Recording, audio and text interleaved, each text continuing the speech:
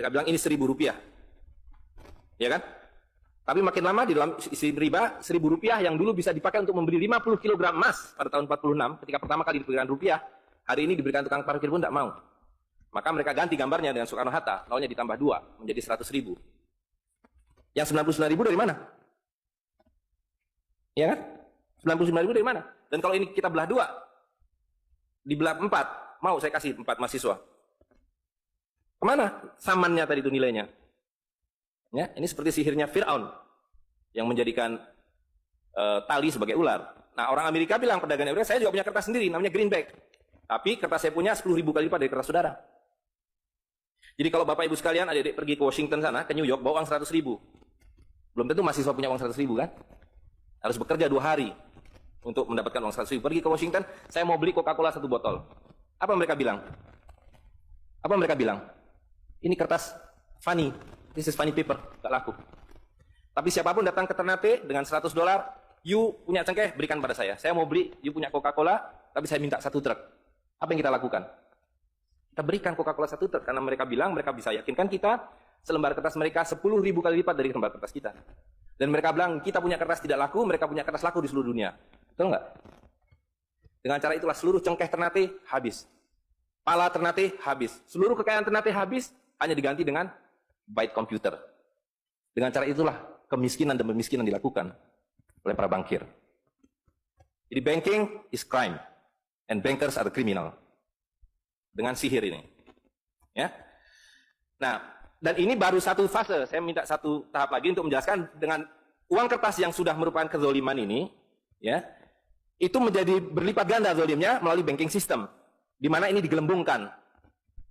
Kalau tidak ada bank, kalau saya punya uang 100.000 dipinjam oleh Ustadz Nur, maka uang saya habis. Saya akan memiliki kembali kalau dikembalikan. Tapi dengan banking system, kalau uang ini saya hutangkan, dia beranak pinak 20 kali lipat. Uang 100 miliar, kalau ditaruh di bank, maka bank detik itu mencatatkan dalam bukunya punya uang 100 miliar. Betul nggak? Dan itu dilegalisir oleh pemerintah, bahwa you boleh mengakui itu sebagai milikmu. Dan bagi bank, uang titipan ini liability, maka dia harus sewakan. Dia harus pinjamkan dengan bunga kepada orang yang mau beli rumah tidak bisa beli rumah, mau beli mobil tidak bisa beli mobil. Jangan khawatir, saya beri kredit. Tapi harus tahan 10% untuk cadangan. Ya kan? Dan semua orang dibikin miskin. Misi pokok bank adalah membuat semua orang miskin supaya tidak mampu membeli apapun kecuali berhutang melalui bank. Maka ketika 100 miliar ini diterima bank, maka dia bisa mengutar itu 20 kali dengan bunga katakanlah 10%. Maka dia akan mendapatkan dari bunganya saja 180 miliar. Jadi kalau bank bilang saya ngasih bunga hanya 10%, dia akan dapatkan 200%. Dan dari pokoknya yang dia putar itu, maka dia akan dapatkan 20 kali 90 miliar. Coba lihat, maka terciptalah uang 1,9 triliun, hampir 2.000 triliun. Padahal uangnya berapa tadi? 200 miliar. Yang 1,8 triliun dari mana? Angin, sihir. Tidak ada. Itu sebabnya setiap bank dijaga oleh satpam. Supaya mengesankan bahwa di bank ada uang. Tidak ada uang di bank. Itu kenapa setiap pegawai bank pakai jas, pakai dasi. Supaya orang yakin bahwa uangnya dijaga dan baik. Karena di situ tidak ada uang. Dan itu sepenuhnya pengelabuan. Jadi bank itu adalah arisan berantai. Kalau kita datang mengambil uang, tapi orang bisa bilang, tapi kalau saya ngambil uang di bank kok ada? Uang siapa yang diberikan? Uang Anda sudah nggak ada. Jadi orang percaya bahwa bank adalah tempat yang paling aman menyimpan uang. Bank adalah tempat paling tidak aman menyimpan uang. Belum Anda keluar dari pintu bank, uang Anda sudah nggak ada. Pembuktiannya gampang. Datang pada hari yang sama, minta saya mau ambil uang saya hari ini. Potong telinga saya kalau Anda dapat uang, kecuali 10% dari nasabah. Bisa dipahami? Ya, uangnya tidak ada. Itu. Nah, tapi yang perlu dipahami adalah akibatnya. Kalau kita tadi punya uang 100.000, di sini ada satu handphone, maka berapa harga handphone ini? Ceteris paribus kata ekonom. Maka harga handphone ini ada 100.000, ya kan? Tapi ketika ini digelembungkan menjadi 2 juta, sementara sumber daya alamnya tetap, berapa harga handphone ini? Menjadi 2 juta. Dan itu mereka bilang inflasi. Jadi inflasi adalah kebohongan. Lihat ya, dulu ketika Republik Indonesia didirikan, uang yang pertama dicetak adalah 1 sen, paling besar 100 rupiah, 600 rupiah. Uang 1.000 pernah didesain tapi tidak dicetak karena terlalu besar. Karena dengan 1.000 Anda sudah dapat beli emas setengah kilo. Pada waktu itu, 1 gram emas hanya 2 rupiah. Dan mereka berjanji, jangan khawatir, setiap rupiah saya jamin dengan 1,5 gram emas. Sampai sekarang itu berlaku Undang-Undang tahun 46. Nah, tapi lihat, karena uang kertas itu sihir, dicetak makin banyak, nilainya merosot. Bebeknya mah tetap, cengkehnya tetap, palanya tetap, tapi nilai uang yang merosot. Maka mulai tahun 52, ini pertama kali by the way, ini Bank Indonesia baru muncul tahun 52. Bank Sentral Republik Indonesia itu bukan Bank Indonesia, dulu namanya BNI 46. Tapi Belanda tidak mau. You mau merdeka, you mesti nurut saya. Hentikan BNI 46, ganti dengan bank saya, The Jeffers Bank, menjadi Bank Indonesia. Dan hentikan uang Republik Indonesia, ganti dengan uang saya, Guilders, yang kemudian berubah menjadi uang Bank Indonesia. Oke? Nah, begitu muncul tahun 52, rupiah sudah mulai tidak laku. Dibikinlah uang 1.000 rupiah. Ringkas cerita, tahun 57, uang 1.000 sudah mulai tidak laku. Dibuatlah 2.500 rupiah. Dibuatlah uang 5.000, pertama kali muncul 64, uang 10.000 rupiah. Pak Kano bilang, kita sudah terlalu miskin. Maka uang 1.000 digunduli menjadi 1 rupiah, yang disebut centering. Tapi tidak lama kemudian muncul lagi. Karena uang kertas adalah penipuan. Worthless. No value. Ringkas cerita, Pak Harto di Belanggu Hasil dan Pembangunan, dia bikin uang 50.000 rupiah. Dengan gambar Pak Harto dan kapal terbangnya. Tapi inilah ilusi yang lain. Inilah sihir yang lain. Semakin besar uang Anda bukan semakin kaya. Semakin uang besar Anda berarti semakin miskin. Bisa diikuti? Maka ketika terjadi krismon, rupiah makin tidak laku, harus dibikin uang 100.000. Dan sekarang uang 100.000 sudah mulai tidak laku. Ibu-ibu sudah komplain kalau pergi ke pasar dengan 100.000. Betul nggak, Bu? Sudah tidak bisa beli apa-apa ini. Maka mereka, dua pilihannya. Pilihan pertama adalah mereka akan mencetak uang 200.000, 500.000. Tapi tidak mungkin. Komputer sudah nggak bisa menghitung. Kalkulator nggak bisa menghitung. Hang. Terlalu banyak nolnya. Pilihan kedua adalah digunduli nolnya. Redenominasi. Jadi redenominasi itu bukan untuk mengatasi inflasi, tapi untuk menutupi inflasi. Jadi itu adalah pengelabuan di atas pengelabuan, di atas pengelabuan, di atas pengelabuan. Gitu. Ya. Jadi secara real, uang 100.000 ini dulu ketika Pak Harto masih berkuasa, menjelang jatuh itu, kalau dibelikan telur, dapat 50 kilo. Masih ada yang ingat gak, Bu? Kali ibu-ibu ingat pasti. 1 kilo telur harganya 2.000 rupiah. Begitu Pak Harto jatuh, dibilang ini gara-gara krismon, uangnya sama. Walaupun ini belum ada waktu itu, karena ini masih 50.000 aja udah besar waktu itu. Uang yang sama dengan telur yang sama, tiba-tiba dibawa ke pasar, saya mau beli telur. Bu, hari ini tidak dapat 50 kilo lagi. Hari ini cuma dapat 13 kilo. Karena daya belinya, telur sekarang 7.500. Dan hari ini, kalau di pasar Ternate berapa, Bu, harga telur sekilo? Hari ini. Di Jakarta 20.000. Dan telurnya sama. 1 kilo itu isinya 16 butir, 17 butir, 18 butir. Uangnya sama. Tapi hari ini kalau dibelikan telur hanya dapat 5 kilo. Kemana yang 45 kilo? Itu yang mereka rampok. Itu yang mereka rampok dengan melalui apa yang mereka sebut inflasi. Tapi sebenarnya dengan cara penggelembungan uang.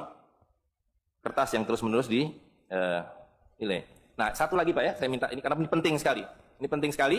Nah, sistem zalim ini kemudian difikskan dalam satu sistem politik yang disebut nation state pada level global. Kan judulnya kan globalisasi uang. Jadi, negara bangsa itu diciptakan oleh para bankir pada abad ke-20. Jadi waktu Indonesia merdeka, Singapura merdeka, Malaysia merdeka, Afrika merdeka, itu bukan kemerdekaan spontan, tapi didesain. Didesain karena kalau dulu mereka mau merampas cengkeh orang Ternate, mau merampas kepala orang Ternate, dia harus bawa serdadu ke sini, dia harus ambil cengkeh dan kepalanya. Repot kan? Maka dengan menciptakan uang kertas, mereka tetap bisa mengambil cengkeh orang Ternate, mengambil kepala orang Ternate tanpa harus kirim serdadu di sini. Dan karena itu saya kasih merdeka. Tapi satu mesti bikin bank sentral, kedua pakai uang kertas. Supaya saya tetap bisa membeli 1 barel minyak Anda dengan harga 4 sen dolar. Karena mencetak uang ini biayanya hanya 4 sen, 500 rupiah. Ya, jadi berapapun harta yang kita punya bisa dibeli dengan cara itu. Nah, lalu tadi saya sudah ceritakan, uang kertas itu dimunculkan bersama dengan konsep negara nasional plus hutang negara. You boleh merdeka, tapi you miskin.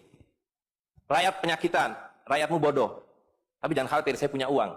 Sekolahkan rakyatmu, bikin pembangunan, saya kasih utang. Ya kan? Nah, jadi tugas pemerintah itu, Republik, adalah satu, mengambil hutang dari bank, menghabiskan utang itu, melalui apa yang disebut APBN. Lalu dulu mereka tanya, jadi bagaimana saya membuat APBN? Jangan khawatir, sekolahkan anak-anak perintar kamu ke Berkeley, ke Chicago, ke Harvard. Mereka dididik untuk membuat pembangunan. Lalu dikasih paket hutang, dan diajari, kalau nggak bisa, kirim konsultan seperti John Perkins dan sejenisnya. Lalu ada satu pertanyaan, bagaimana kami membayar hutang kami kalau begitu? Mereka bilang, you punya 200 juta rakyat, pajaki rakyat kalian. Pajaki rakyat kalian. Kalian punya kepala, punya cengkeh, habisi hutang kalian. Karena you membayar hutang, kalau kita hutang 5 miliar dolar setiap tahun, apa mereka kasih berkoper-koper dolar? Apa yang mereka kasih ke kita? Mereka hanya mengetik di komputer, 5 miliar dolar, ting, masuk ke Bank Indonesia. Nanti Bank Indonesia tinggal kirim ting ke Bappenas, Bappenas ting ke Departemen itu. Tapi ketika kita mau membayar hutang mereka, bisa kita mengetik di komputer 5 miliar dolar, ting, dibiarkan ke Bank Dunia? Nggak bisa, you mesti punya devisa. Dari mana kalian punya devisa? You mesti beli dolar kami. Caranya ke bank hutang kalian, habisi boksit kalian, habisi mineral kalian. Betul nggak? Nah, jadi itulah yang terjadi di dalam sistem Fir'aun sekarang ini. Bahwa pemerintah itu didesain hanya untuk mengambil hutang dari bank, menghabiskan melalui APBN dan proyek, kemudian memajaki rakyat. Karena itu pajak semakin hari semakin tinggi, semakin banyak, semakin tinggi, semakin banyak. Gitu. Nah, jadi kalau digambarkan, seperti ini. Ya kan? Wilayah domestik, nasional, itu adalah demokrasi. Supaya kalau 5 tahun harus ganti. Kalau ada presiden, ada perdana menteri yang tidak nurut pada para bankir, out.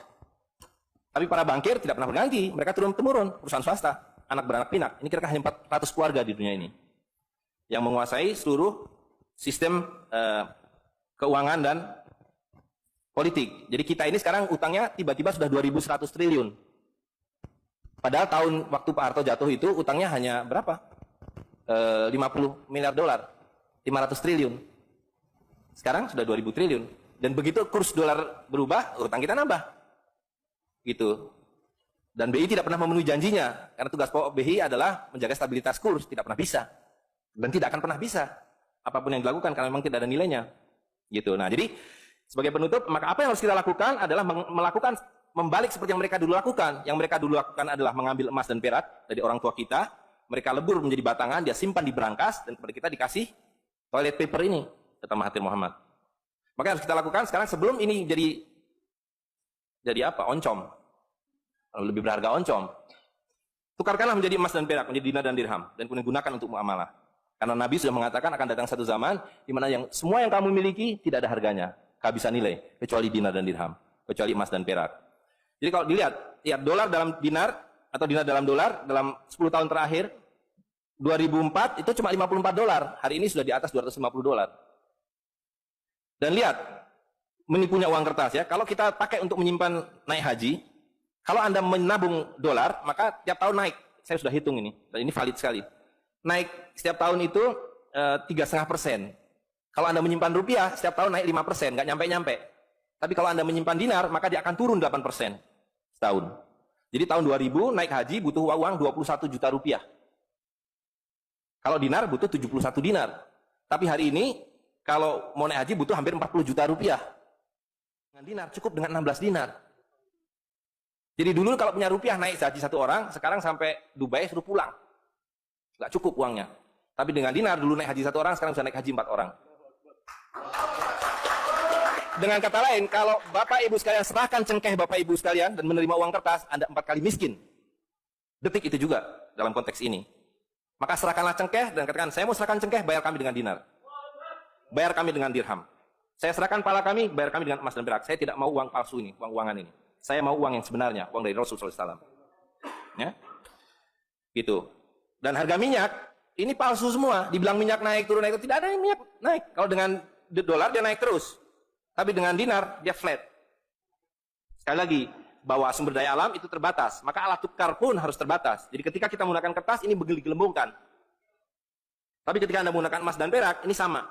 Maka sekali dia punya alat tukar, nilai tukarnya dari zaman Rasulullah SAW seekor kambing, hari ini 1 dinar dapat seekor kambing. Zaman Nabi dapat seekor ayam, 1 dirham, hari ini dapat seekor ayam. Tidak ada yang berubah. Sekali lagi pemiskinan itu adalah dibikin oleh sistem. Dan tadi sudah disampaikan bahwa dari tahun ke tahun, di dalam slide yang sebelumnya dalam penjelasan itu, bahwa dinar dan dirham itu selalu dicetak oleh para sultan. Jadi lihat, ketika para sultan berkuasa, para sultan berikan emas dan perak pada rakyat. Para sultan kemudian disingkirkan, diganti oleh para bankir, emas dan perak mereka ambil, diberikan kertas. Itu yang terjadi dari abad ke-19. Maka alhamdulillah pada hari ini kita melihat bahwa kesultanan sudah kembali dengan dinar dan dirham. Dan ini adalah awal berakhirnya sistem riba. Ini adalah awal dari janji Allah SWT, yamhaqwahu riba wa yurbi shadaqatan. Aku suburkan sedekah dan aku hancurkan riba. Kehancuran riba ditandai dengan seperti apa yang dikatakan Nabi, kehancuran mata uang kertas.